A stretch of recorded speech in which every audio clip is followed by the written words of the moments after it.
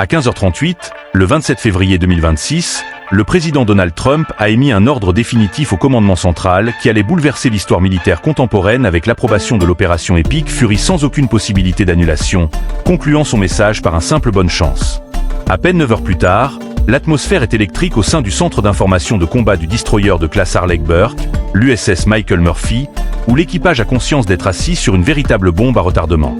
Le silence tactique est soudainement rompu quand les trappes de lancement vertical MK-41 s'ouvrent brusquement pour laisser s'échapper un missile de croisière BGM-109 Tomahawk qui déchire le ciel en crachant des flammes au-dessus de l'eau salée. 4 secondes plus tard, un deuxième suit, puis un autre, et encore un autre, avant que le destroyer USS Mitchell ne rejoigne ce carnage balistique en moins de 2 minutes, marquant le début réel de l'opération Epic Fury. En Iran, on s'apprête à découvrir que le service de livraison le plus rapide des États-Unis n'est pas Amazon Prime mais bien la Navy, avec une garantie de 450 kg d'explosifs livrés en 40 minutes sous peine de voir le prochain renversement de régime offert. Pourtant, bien avant que le premier missile ne perce l'atmosphère, une guerre invisible et silencieuse avait déjà commencé sous l'impulsion du cybercommande américain qui a déclenché une offensive électronique dévastatrice. Ce n'était pas un simple piratage, car ils ont inondé les réseaux militaires iraniens d'algorithmes conçus pour aveugler totalement les centres de commandement. Sur la côte, les opérateurs de radar pensent encore contrôler leur espace aérien alors que leurs systèmes de défense ont été numériquement neutralisés, tandis qu'à l'extérieur, les Tomahawks allument leurs turboréacteurs pour raser les vagues du Golfe. À cette altitude, ils utilisent la courbure de la Terre et le relief pour échapper aux radars rescapés du blackout cybernétique, naviguant à vitesse subsonique vers les bases navales et les batteries côtières pour décapiter l'infrastructure iranienne avant même qu'un avion piloté ne franchisse la frontière. Bien que précis, les Tomahawks sont lents et volent à 880 km/h, ce qui les expose durant leur trajet, mais après 40 minutes d'angoisse pour la flotte américaine, les salves balaient enfin les défenses côtières avec une précision chirurgicale. À Boucher, les installations de la garde révolutionnaire abritant la flotte de vedettes rapides sont réduites en cendres en un instant, tandis qu'à l'est, dans le port de Chahabahar, une corvette de classe Jamaran est pulvérisée par des impacts directs et sombre définitivement. Il est exactement 9h45 à Téhéran et les États-Unis ont choisi de briser leurs règles d'or en attaquant en plein jour, une gifle psychologique pour signifier au régime que même en étant vus, ils sont impossibles à arrêter. Alors que les côtes brûlent encore, plus de 100 appareils décollent des porte-avions Lincoln et Ford pour saturer l'espace aérien, mais le coup de grâce vient de 12 000 mètres d'altitude où les pilotes d'un bombardier B-2 Spirit s'apprêtent à libérer des bombes massives de 13 600 kg après une mission transcontinentale épuisante. Le B-2 se positionne au-dessus de la montagne Pickaxe qui protège le site nucléaire de Natanz et lâche sa cargaison, une bombe MOP qui ne détonne pas en surface mais utilise la physique cinétique pour perforer la roche.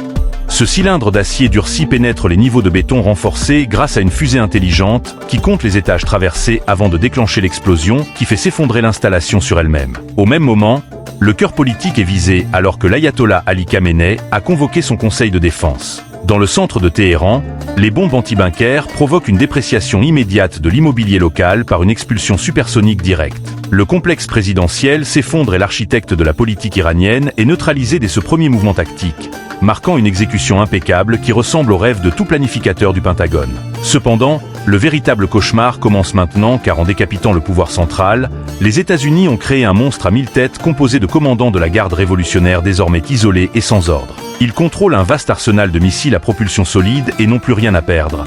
Mais on peut se demander comment la défense antiaérienne la plus dense de la région a pu laisser faire cela.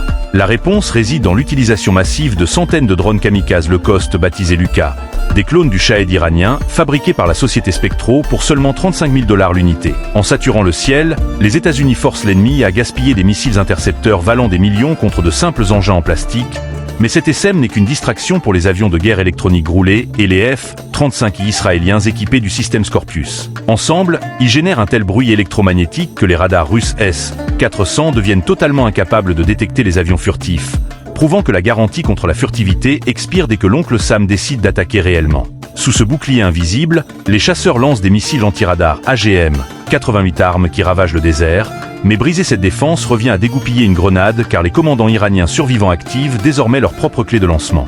L'Iran ne peut plus se défendre et décide d'entraîner le monde dans l'abîme avec l'opération True Promise 4, visant directement la flotte américaine dans le Golfe. Contrairement aux roquettes classiques, ces systèmes utilisent des véhicules de rentrée manœuvrables qui ricochent sur les couches hautes de l'atmosphère à 5 fois la vitesse du son, rendant les calculs d'interception des systèmes Patriot ou Arrow 3 extrêmement complexes. Des dizaines de traînées blanches déchirent le ciel pour saturer la défense alliée à travers cette nation arabe et Israël, transformant les écrans radars en une immense tache rouge terrifiante. Les opérateurs réalisent avec effroi qu'il y a trop de missiles en l'air et les alarmes hurlent dans tout le golfe Persique car le bouclier conventionnel ne suffira pas à stopper le massacre imminent.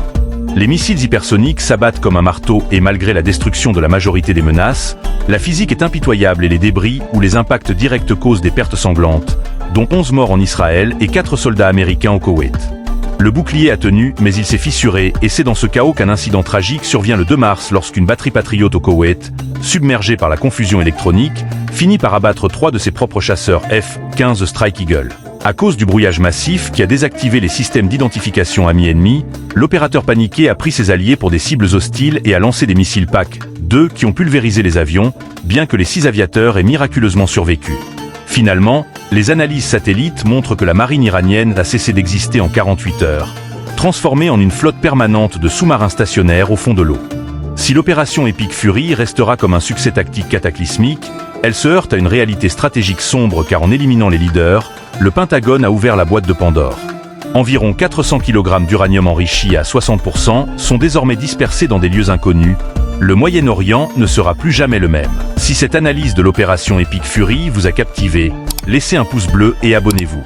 On se retrouve très vite.